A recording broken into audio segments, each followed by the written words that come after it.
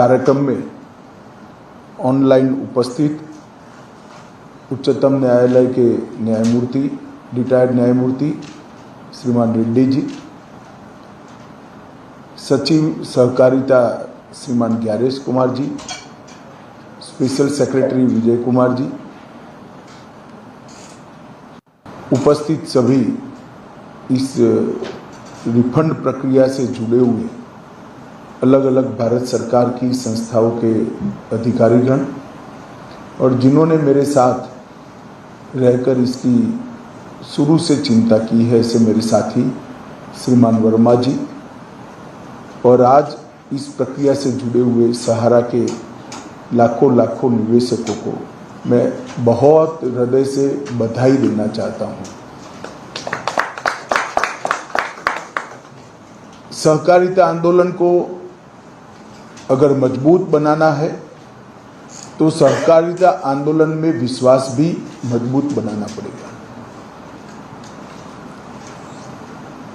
कई बार कुछ ऐसी घटनाएं हो जाती हैं, कुछ गलत आशय के उद्देश्य के लोगों के हाथ में भी कुछ चीजें पड़ जाती हैं और इसके माध्यम से इस प्रकार का माहौल खड़ा होता है जो विश्वास को हिला देता है।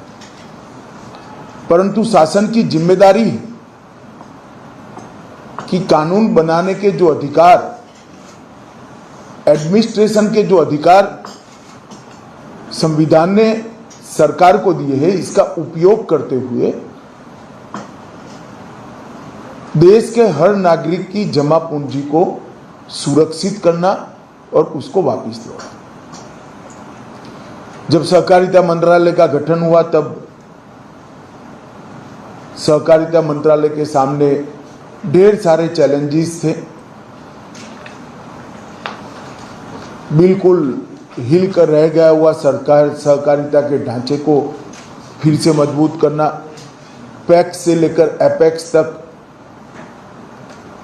कृषि से लेकर मछुआरा समिति से लेकर कंस्ट्रक्शन से लेकर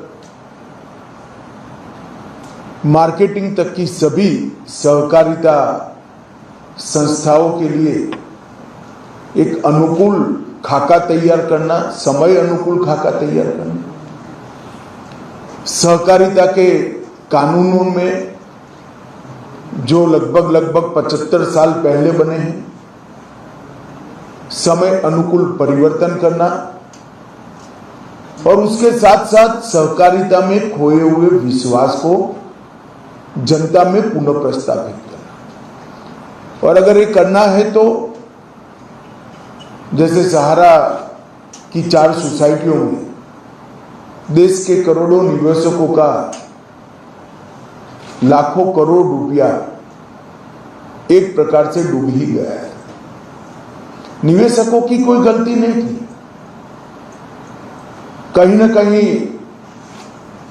एक परसेप्शन बन गया, मैनेजमेंट की थोड़ी बहुत गलती होगी, प्रचार ज्यादा हो गया, कोर्ट में मामले लंबित होते गए, परंतु कोई दोष के बगैर निवेशकों को अपनी गाड़ी पसीने की कमाई को 12-15 साल से वापस नहीं मिल रही। मोदी जी का उद्देश्य है कि देश का हर गरीब व्यक्ति, हर मध्यम वर्ग व्यक्ति इसके अधिकारों की रक्षा हो, और ये भी देश के नागरिक का अधिकार है कि जो पैसा उन्होंने निवेश किया है वो उनको वापस मिल जाए। सहकारिता विभाग ने बहुत समय पहले, वैसे बहुत लंबा समय हो गया, परंतु लगभग 1 साल पहले हमने इसकी मीटिंगें शुरू की।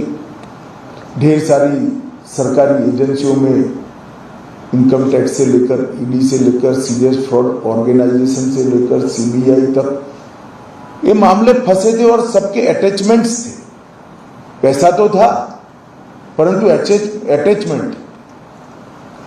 एक सरकार के सभी विभागों का मीटिंग किया गया, मीटिंग कर सभी लोगों को एक पेज पर लाने का काम हुआ और फिर सभी विभागों ने एक संयुक्त याचिका माननीय सुप्रीम कोर्ट के सामने दायर की कि हम सब सहमत हैं कि जो पूंजी जमा हुई इसमें सबसे पहला अधिकार छोटे निवेशकों का है, गरीबों का है और उनको ये पैसा मिलना चाहिए।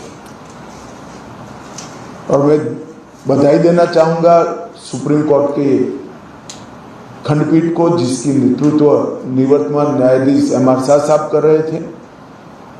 उन्होंने एक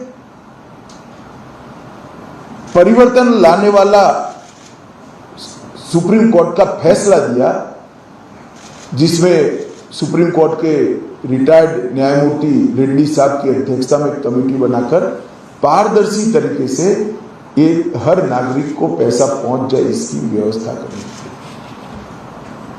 और मुझे आनंद है, मैं एक प्रकार से कहूँगा मेरा लंबा अनुभव है, कोऑपरेटिव का भी है, सरकारों में रहने का भी है। जो कमेटी बनी है उसने और भारत सरकार की जो एजेंसियां ये पेमेंट करने में लगी हैं, इस सभी ने एक रिकॉर्ड समय में अति प्रशंसनीय कामगिरी करते हुए इतने कम समय में आज सभी को पैसा वापिस मिल रहा है। ये मेरे लिए बहुत है।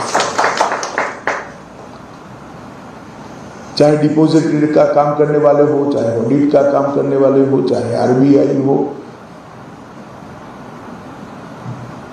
सभी ने इस काम को प्रायोरिटी दी। रेड्डी साहब ने भी अनेक मीटिंगें करी। सहकारिता मंत्रालय का तो दायित्व है ही, हमारे सहकारिता सचिव और विजय कुमार जी दोनों ने इस चीज को बड़े इमोशनल तरीके से लिया। तो जब 4 जुलाई को रजिस्ट्रेशन पोर्टल का शुभारंभ किया गया, रेड्डी साहब भी उपस्थित थे, तब कहा था कि 45 दिन में हम पैसा दे पाएंगे। मगर मुझे आनंद है कि 1 महीने के पहले ही आज पहली किस्त जा रही है और इसके 112 लाभार्थियों को पैसा मिल रहा है। अब तक 18 लाख लोगों ने अपना रजिस्ट्रेशन करा लिया है। इसमें से 14 लाख लोगों का रजिस्ट्रेशन वैधता भी, मान्यता भी दे दी गई है और आज 112 लोगों को उनको बैंक अकाउंट में 10-10 हज़ार रुपया जमा हो रहा है। मुझे इसका हृदय से बहुत आनंद है, क्योंकि मैं बूथ से काम कर यहाँ तक पहुँचने वाला कार्यकर्ता हूँ। जो मेहनत करता है, जो जीवन के लिए संघर्ष करता है, उसके लिए अपने 50,000, 25,000, 1 लाख, 2 लाख रुपये का मूल्य क्या होता है वो मैं जानता हूँ। आज इन लोगों को मैं बहुत बहुत बधाई देना चाहता हूँ और कहना चाहता हूँ कि नरेंद्र मोदी जी का मुख्य उद्देश्य कम से कम तकलीफ समाज के अंतिम तबके के व्यक्ति को पड़े, मध्यम वर्ग को पड़े, वो उद्देश्य की परिपूर्ति करने में आज सहकारिता विभाग को सफलता मिली है। आज हम 10,000 रुपया दे रहे हैं, मगर मैं पूरी चीज को देखकर आपको आश्वस्त करना चाहता हूँ कि आने वाले समय में हम आपके पूरे पैसे लौटाने में निश्चित रूप से सफल होंगे, इसका मुझे पूरा विश्वास है। और जब दूसरा पैसा जमा हो जाएगा तब इतनी देर भी नहीं लगेगी, क्योंकि आपका सत्यापन जो करना है, ऑडिट करना है, वो ऑडिट की कार्यवाही अब पूरी हो गई है। फिर तो ऑनलाइन पैसा आपके अकाउंट में ही ट्रांसफर होना है। मगर आज तो हम 10,000 दे रहे हैं। मैं सभी लोगों को बहुत बहुत शुभकामनाएं देता हूँ और मुझे विश्वास है कि भारत सरकार के सहकारिता मंत्रालय की ये पहल ने करोड़ों निवेशकों के मन में आज संतोष और सरकार किस प्रकार से गरीब से गरीब व्यक्ति की, छोटे से छोटे व्यक्ति के हितों की रक्षा कर सकता है, इसका एक अनुभव साझा करने में हमें सफलता मिली है।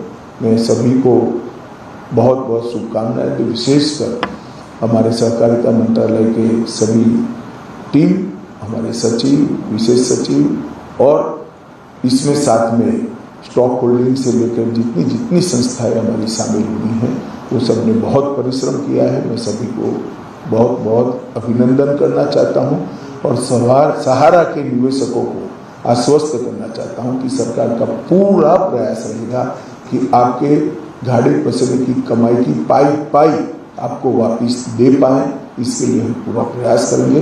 आप सभी को शुभकामनाएं। टीवी को फिर से एक बार बहुत बहुत धन्यवाद। रेड्डी साहब का विशेष धन्यवाद, क्योंकि रिटायर्ड होने के बाद भी लोगों के भले के लिए इन्होंने इस असाइनमेंट को लिया है। कोई मैं जानता हूँ रेड्डी साहब को, इनके स्ट्रेचर के हिसाब से ये असाइनमेंट बहुत छोटा था। जब सुप्रीम कोर्ट ने ऑर्डर किया तब मुझे लगता था शायद रेड्डी साहब अपनी स्वीकृति नहीं देंगे, मगर मैंने फ़ोन किया कि साहब काम बहुत छोटा है मगर करोड़ों लोगों के लिए काम है। तब उन्होंने कहा नहीं अमित भाई मैं जरूर समझ लूँगा, और उन्होंने काफ़ी समय भी दिया है। रेड्डी साहब आपका भी बहुत बहुत धन्यवाद विभाग की ओर से मैं करना चाहता हूँ, सहारा के निवेशकों की ओर से करना चाहता हूँ। अंत में सभी का धन्यवाद कर मेरी वाणी को विराम देता हूँ। धन्यवाद।